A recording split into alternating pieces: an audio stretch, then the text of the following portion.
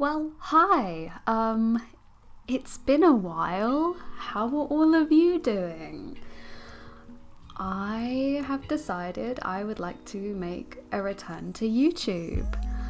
And it only took a pandemic to help me make that decision. If you are wondering who I am, if I've been in your sub box, or if you've been subscribed for the past few years and you've forgotten, hi, my name is Drew. I'm an artist from the UK, and I make quick, no bullshit art tutorials to teach you to get better at digital painting. I previously made a how I draw lips tutorial and it was really well received, so I'm back to give you an updated version 3 years on, so let's get into it. I start by always blurring the reference image to the point where all that is really visible are the basic colours and forms. And what I do a bit different now is I do basically sketch out the outlines of things. I used to build things up quite sculpturally with a thick brush, but I like to use line art now. It gives a better sense of proportion. What I like to do is I start off really rough and everything is very sculptural, and if I have any problems with the proportions, I use the liquify tool to correct them. What I'm going in with here is I tend to use a softer brush. I really love the brush presets made by Ahmed Eldori. I'll leave them in the description below. They give a really soft painterly feel to everything. I specifically wanted to show you this drawing because there is more elements, and this is kind of like an advanced version of my previous tutorial. It's more difficult because there is more teeth, there is a more complex kind of lighting going on, and I'm going to chat you through the way I draw subsurface scattering and the way I get things looking really, really realistic. So what I've done here is, and what I recommend if you're a beginner, when you are drawing teeth, do not make them white or grey, give them some sort of tone. What really works is a light yellow or a slight light purple, or if you can get somewhere between a kind of light brown and a light purple, that reads really well. And make sure that you do not outline the individual teeth. This will take away the realism completely. What I'm doing here is something I like to do. I have very soft painterly rendering, but then I like to make sure the highlights are very sharp, and the texture contrast really makes things look wet and glossy, which is great if you're doing a glossy lip. Here I am defining the teeth. I'm defining these spaces between them, but not too much. You need to insinuate a little bit the appearance of different teeth, but do not outline them and don't go overboard. I'm doing the inside of the mouth, the soft palate. You don't have to go into too much detail. It's more important that you just get the form and the proportions correct, and I quite like leaving things looking unfinished. Adding in the contours of the tongue, and as you can see there's many different colours on the tongue. It's not just one flat colour. There is yellow in the middle, purple around the sides, has a distinct texture. What I've realised is when you have a glossy lip in particular, the inside of the lip and the outside of the lip are often the darkest and most saturated points. And then with a soft brush, I like to make the middle of the lip lighter in a very gentle blended way, and this gives the illusion of the lips being full and realistic.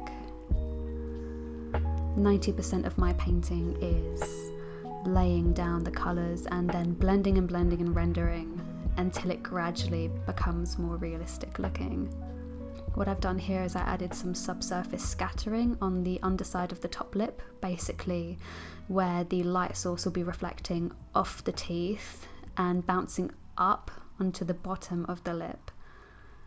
And it's really these details that sell a painting, I think.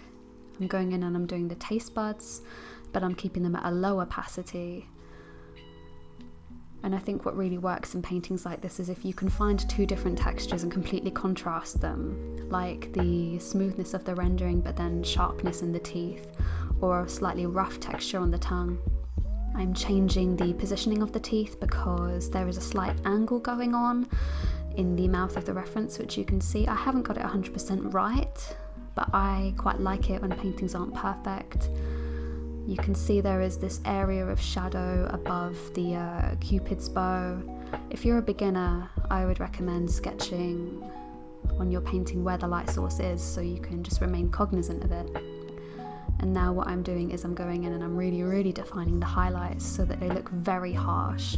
And if you're a beginner, it may feel a bit strange to do this, but trust me, it pays off and it will make your painting look 10 times more realistic.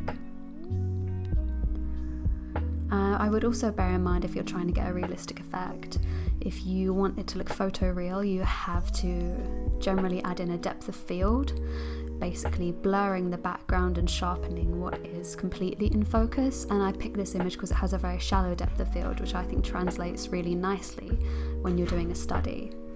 And here I am smoothing and rendering a little bit more. I like to smooth out some areas of the lip so that there is not a harsh outline, because when there is a harsh outline when you're painting a lip, that can make it look less realistic and it gives away the illusion. I'm also blending the rest of the lip where it isn't highlighted to highlight that contrast between the softness and the sharpness of the highlights even more. And I'm making sure the skin around the lips is very smooth, very blended in, because I love that effect. You can see I've added some texture on the right hand side of the tongue to kind of give a visual contrast. And then I've blurred the cheek so that it mimics the look of a shallow depth of field when taking a photograph. I just want to add, this study took me 40 minutes, so it was quite fast, which is why this tutorial is very quick. But if you like, I can always make a more in-depth one, focusing on specific things. I'm also adding light into the corner of the mouth, because the corner of the mouth is still wet and it will still catch light, and I think sometimes when you're a beginner you can forget that. I think I'm going back in and I'm adding more contrasting shadows inside the mouth, and then I'm sharpening up the highlights and adding some underneath the mouth where there may also be moisture. And now I'm going in, and this is my favourite part of the rendering process, where I add in overlay and colour dodge layers to sort of give everything a really diffused, sort of vintage, retro effect. And I'm darkening up the background a little more too. Yep, here I go with the overlay layer, which is my favourite thing to do. I love doing a sort of orangey look, and then when you do an overlay layer with a kind of orangey look, and then maybe a colour dodge with a paler colour, more sparingly, and you blur and you turn down the opacity, it gives this beautiful sort of look of refracted light. And then what I do is my last thing, I like to add on a little bit of noise, and it really makes everything look like a vintage photograph. I don't know why I drew a cat face. And here's the finished result. That's it. This is a really quick tutorial just to get back into the speed of things. Even though this is very quick, I hope that this sheds some more light onto how you can draw and render very realistic lips. Before I go, I just want to say thank you so much for the views and the lovely comments on my previous How I Draw Lips tutorial. I am so happy that people liked it. And to everyone who has remained subbed even while I was away for 3 years, thank you so much. If you like this video, drop a like, subscribe, and drop a comment and tell me what tutorials you would like me to make next. I'm open to all your ideas. Okay, thank you for watching. I'll see you in the next one. Bye!